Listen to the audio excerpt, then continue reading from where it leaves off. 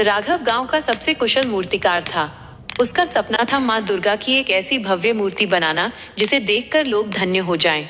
लेकिन एक बीमारी के कारण उसकी आंखों की रोशनी धीरे धीरे जा रही थी। उसे धुंधला दिखने लगा था। सेठ धनराज उसके पास आता है और कहन राघव, तुम अंधे हो रहे हो। अब तुम मूर्ति नहीं बना पाओगे। अपनी अधूरी मूर्तियां मुझे बेच दो, मैं तुम्हें थोड़े पैसे दे दूंगा। राघव स्वाभिमान से कहता है कि कला बिकाऊ नहीं है सेठ। माँ दुर्गा की कृपा रही तो मैं अपनी अंतिम कृति मास्टरपीस पूरी करूंगा।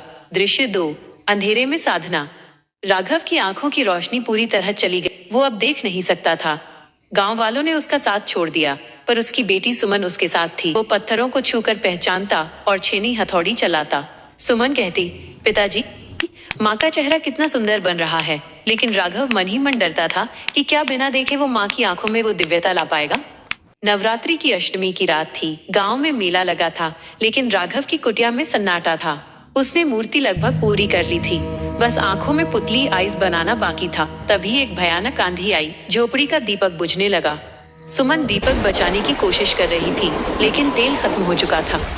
वो रोने लगी, पिताजी, दीपक बुझ रहा है, मैं आपको देख नहीं पा रही, आप मूर्ति कैसे पूरी करेंगे। राघव ने शांत होकर कहा, बेटी, जब बाहर का दीपक बुझ जाए तो भीतर का दीपक जलाना पड़ता है।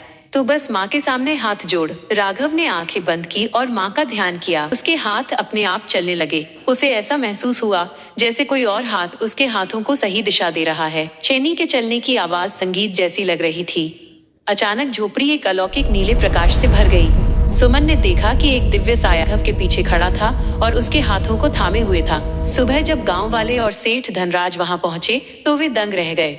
मूर्ति इतनी जीवंत थी कि लग रहा था माँ अभी बोल पड़ेंगी। सबसे बड़ा चमत्कार यह था कि राघव की आंखों की रोशनी वापस आ गई थी। माँ दुर्गा की उस मूर्ति की आंखों में ऐसा तेज था कि सेठ धनराज का अहंकार और लालच खत्म हो गया।